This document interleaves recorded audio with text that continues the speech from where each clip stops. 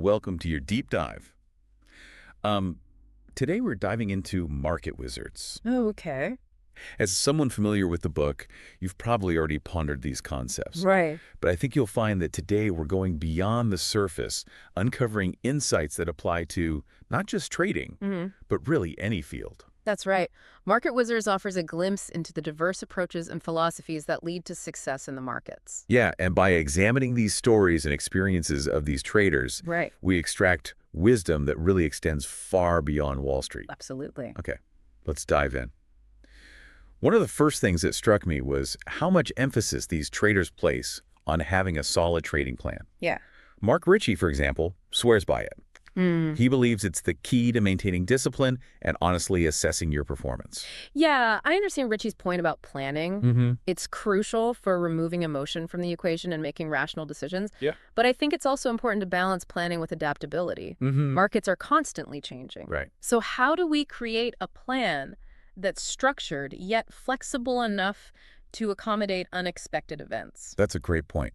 It's not about rigidly sticking to a plan no matter what. Right. It's more about having a framework to guide your decisions Yeah, while remaining open to adjusting your approach Yeah. as needed. exactly. Gil Lipschutz, another trader in the book, Yeah. learned this the hard way. Okay. He missed out on a big win early in his career because he was so focused on getting into a trade He did. that he hadn't figured out his exit strategy. Lipschutz's experience highlights a common pitfall for new traders. They often get so caught up in the excitement of entering a trade that they neglect to consider the equally important aspect of exiting a trade. Hmm. A comprehensive plan needs to address both entry and exit points, Yeah. as well as risk management parameters and guidelines for handling different market scenarios. This makes me think about our own lives. Right. Whether it's pursuing career goals, managing personal finances, or even just planning a vacation. Yeah. Having a roadmap can bring clarity and focus. Yeah, sure. It doesn't have to be a rigid set of rules, but a flexible framework that guides our decisions Right. and helps us stay on track. What do you think about applying this concept of life plan to our own endeavors? I think it's a valuable exercise. Having a plan helps us define our goals, identify potential obstacles, and strategize our response in advance. This can reduce stress and increase our chances of success. Now let's shift gears to something that might seem counterintuitive. Okay. Embracing losses. Mm-hmm. William Eckhart, a mathematician turned trader, Right. actually believes he learned more from his early trading losses than from his wins. That's interesting. Yeah. Eckhart's perspective is a powerful reminder that setbacks are an inevitable part of any journey. The key is to reframe losses as opportunities for growth, analyze what went wrong, and use those lessons to refine your approach. That reminds me of Monroe Trout, Oh. known for his incredible consistency in the markets. Right. Even he acknowledges that losing streaks are inevitable. Even with the best systems. His strategy, cutting back your position size when you're in a slump to manage risk. Trout's approach highlights the importance of dynamic risk management. It's Ah. not about eliminating risk entirely, which is impossible, Yeah. but about adjusting your exposure based on market conditions and your own performance. This raises an interesting question. How do we typically handle setbacks in our own lives? Right. Do we dwell on them, or do we try to extract valuable lessons? Do we let fear of failure paralyze us, or do we use it as fuel for growth? It's all about perspective. We can choose to see setbacks as roadblocks, or we can see them as detours that lead us to a better path. Let's move on to something that always fascinates me. Market psychology. You wouldn't believe this, Okay. but Ed Seykota, a trader known for his unconventional methods, actually used to read magazine covers to gauge market sentiment. I'm intrigued by Seikoda's approach. While it may seem quirky, it speaks to the importance of understanding crowd psychology and how emotions influence market trends. Markets are ultimately driven by human behavior, and that behavior is often irrational and unpredictable. Exactly. Bruce Kovner, another successful trader, noticed that the influx of professional traders had changed the very nature of market moves. The old patterns no longer applied. This really resonated with me because it highlights how we need to constantly adapt and evolve our understanding of the world as new information emerges. Kovner's observation is a great example of the importance of staying ahead of the curve. Markets are constantly evolving, and successful individuals, whether in trading or other fields, need to be able to adapt their strategies to new realities. This brings us to the idea that sometimes the most valuable insights Yeah, come from unexpected places. right. Mark Ritchie, the trader, who emphasized the importance of a plan, Mm-hmm. actually has a pretty unconventional background. Oh, that's right. He went to divinity school Yeah. before entering the world of finance. It's fascinating how seemingly unrelated experiences can shape our perspectives Yeah. and contribute to our success. It certainly challenges the notion that there's only one path to success. Richie's journey is a powerful example of how diverse experiences can contribute to adaptability and mental agility, traits that are crucial for navigating the complexities of the markets. And he offered this gem of advice, Okay. which I think applies to any field. Okay. If X, Y, or Z is a surprise, then you're part of the crowd. What do you make of this? Richie's advice underscores the importance of mental preparedness by anticipating potential scenarios. Yeah. Even unlikely ones, we can reduce the element of surprise and make more informed decisions under pressure. It's like that saying, chance favors the prepared mind. Right. Speaking of unexpected connections, Okay. did you know there was a trader in the book who used to be part of a blackjack team that used card counting to beat the casinos? You're talking about Blair Hull. His story is a perfect example of how seemingly unrelated skills can be transferable. Exactly. It's amazing how principles from one area of life can be applied to another. What parallels do you see between blackjack and trading? Both require discipline, risk management, and the ability to identify and exploit statistical edges. Hull actually said that going through long losing streaks in blackjack, Oh, wow. but having the faith to stick with his system Yeah. because he knew the math was on his side, was the best preparation for trading. Interesting. It taught him to trust the process and not get rattled by short-term fluctuations. Yeah, that's a great point. Hull's experience highlights a crucial lesson for traders and anyone striving for success. Yeah, Focus on the process, not just the outcome. right. Short-term results can be random, but over the long run, a sound approach, whether in blackjack or trading, will likely lead to positive results. I find it fascinating how different people approach trading. Yeah. Some rely heavily on technical analysis, while others focus more on fundamentals. Then there's a trader in the book who credits his success to Zen principles. Yes, the anonymous Zen trader. His perspective offers a unique insight into the psychological aspects of trading, emphasizing the importance of detachment, mindfulness, and emotional control. He actually advises viewing life and trading as a movie. I remember that. Yeah. It struck me as a powerful analogy. It's not about being passive, Right. but rather about observing events unfold with a sense of detachment, Yeah. without getting swept up in the emotional drama. It's about recognizing that we can't control everything, Yeah.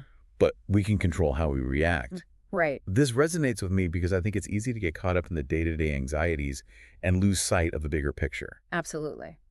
The Zen trader's perspective encourages us to step back, observe, and make decisions from a calmer, more objective standpoint. This can be incredibly beneficial in any field, not just trading. Now let's shift gears Okay. and delve into some specific trading tips and techniques. Okay. One theme that emerges throughout Market Wizards is the importance of diversification. David Ryan, a long-term trend follower, calls it the only free lunch on Wall Street. Ryan's point is well taken. Diversifying your portfolio across different asset classes, sectors, or even trading strategies can help to mitigate risk and smooth out returns over time. And Yale Hirsch puts it even more vividly.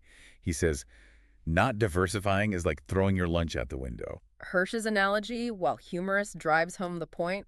Failing to diversify can be detrimental to your financial well-being. But diversification isn't just about money. Right. It's about spreading your bets Yeah. in all aspects of life. Sure. This could mean diversifying your skill set, your network, or even your experiences. I completely agree. Diversification, whether in finance or life, is a powerful tool for building resilience and creating more opportunities. Now let's talk about something that many traders consider the holy grail. Okay. Finding your edge. Bruce Kovner, the trader, who adapted to the changing market dynamics, Right. believes that having an edge, Yeah. whether it's a unique insight or a superior analytical method, Right. is what separates successful traders from the pack. Kovner's right. In a world of increasingly sophisticated market participants, it's not enough to simply follow the crowd. You need to find a way to see what others don't. Stanley Druckenmiller, known for his bold bets, embraced shorting and leverage. Wow. He wasn't afraid to bet against the market, which gave him the flexibility to profit in both up and down markets. Druckenmiller's approach highlights the importance of adaptability and thinking outside the box. Sometimes the best opportunities lie in challenging conventional wisdom. But as with any investment strategy, it's crucial to have a well-defined risk management framework in place. Absolutely. Every strategy has its own risks and rewards. The key is to understand those risks and to manage them effectively. This brings us to the concept of relative value, Okay. which involves identifying and exploiting discrepancies in the pricing of related assets. Blair Hull, the former blackjack player, was a master of this. Mm. He focused on the price of options relative to each other rather than their absolute value. Yeah. Hull's strategy highlights the importance of recognizing relationships and imbalances within a market. By identifying mispricings, traders can capitalize on those inefficiencies. It's like finding hidden gems by comparing similar things. Mm. It reminds me of something completely different. Okay. The Monty Hall problem. The Monty Hall problem. That's a classic probability puzzle. Mm-hmm. What's the connection to trading? Well, it illustrates how our intuition can sometimes lead us astray, Mm-hmm. and the importance of understanding conditional probability. Okay. In the Monty Hall problem, you're presented with 3 doors, Right. one with a car behind it and 2 with goats. Right. You pick a door. The host then opens one of the other doors to reveal a goat Uh-huh. and asks if you want to switch your choice to the remaining closed door. I see where you're going with this. The counterintuitive answer is that you should always switch. Exactly. By switching, you double your chances of winning the car. Yes. This seems illogical at first, but the math bears it out. It's a great example of how our initial instincts can be wrong and the importance of reevaluating our decisions based on new information. And this applies to trading as well. Right. Sometimes the market presents us with new information that challenges our initial assumptions. The key is to be open to revising our views and adapting our strategies accordingly. You're right. It's all about being flexible and willing to adjust our course based on new data. Sticking to a losing strategy simply because it's what we initially believed can lead to disaster. George Schwager, a physicist who later became a successful trader, Okay. makes a similar point about interest rates. All right. He says that if you want to know where interest rates are going, just look at where the bond market is trading. Zweig's point underscores the wisdom of respecting market prices. Markets, while not always perfectly efficient, Right. reflect the collective knowledge and expectations of countless participants. They're constantly processing new information and adjusting prices accordingly. Think of it like this. Okay? The market is a giant information processing machine, Uh-huh. constantly aggregating and reflecting new data. Right. By learning to read the market, we can gain valuable insights that might not be apparent through traditional analysis. It's a valuable skill to cultivate, Yeah. not just for traders, but for anyone operating in a complex and dynamic environment. Learning to interpret signals from the environment, whether it's the financial markets or the social landscape, can give us a significant advantage. Now let's talk about a crucial aspect of trading Okay. that's often misunderstood. Focusing on maximizing gains rather than the number of wins. Jeff Yass, one of the most successful options traders out there, emphasizes this point. Yas's perspective highlights a key difference between amateur and professional traders. Amateurs often focus on being right, Yeah. while professionals focus on making money. It's not about winning every trade. Right. It's about making sure your winning trades outweigh your losing trades. That's such an important distinction. It's not about ego, it's about results. Precisely. Mhm. And Yas also warns against acting on the obvious. He found that his initial assumptions about market behavior were often wrong. This is something we can all relate to. Yes. It's so easy to fall into the trap of thinking we have it all figured out. It's human nature to seek patterns and make assumptions based on our past experiences. But in the markets, as in life, these assumptions can sometimes blind us to new opportunities or lead us down the wrong path. It's a good reminder to constantly question our assumptions Yeah, and be open to new information, right. even if it contradicts what we think we know. Challenging our assumptions can be uncomfortable, Yeah. but it's essential for growth and adaptability. Before we wrap up, I want to revisit some of the more philosophical and psychological aspects of trading that we touched on earlier. Remember the anonymous Zen trader Oh, yeah. who advised viewing life and trading as a movie? Yeah, His perspective really struck a chord with me. absolutely. It's about observing events unfold without getting caught up in the emotional drama.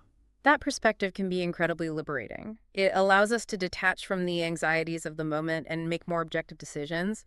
It's not about being passive. Right. It's about maintaining composure and clarity amidst the inevitable ups and downs. He also emphasizes the importance of perspective, reminding us that the universe is vast, Right. our time is finite, Yeah. and our problems are often less significant than we might think. It's a humbling thought. It helps us prioritize what truly matters and detach from the trivial concerns that often consume our attention. So as we conclude our deep dive into market wizards, I'm left with this thought-provoking question. If successful trading is about identifying and exploiting inefficiencies, could the same principle be applied to other areas of life? Where are the inefficiencies in our own fields, our relationships, or even our own thinking patterns? Could recognizing and addressing these inefficiencies lead to unexpected breakthroughs or opportunities? That's a fascinating question to ponder. The principles of observation analysis and calculated risk-taking, while often associated with trading, can be applied to a wide range of human endeavors. Perhaps we can all benefit from adopting a trader's mindset in our approach to life's challenges and opportunities. I think you're absolutely right. By learning to observe, analyze, and adapt, we can become more effective decision makers, not just in our financial lives, Right. but in all aspects of our lives. It's an ongoing journey of learning, adapting, and evolving. And who knows, we might just discover hidden opportunities and achieve breakthroughs we never thought possible. Thank you for joining us on this deep dive into the wisdom of market wizards. I hope you found these insights as valuable as I did. Remember, the journey to becoming a successful trader or a successful anything is ongoing. Keep learning, keep adapting, and most importantly, keep exploring.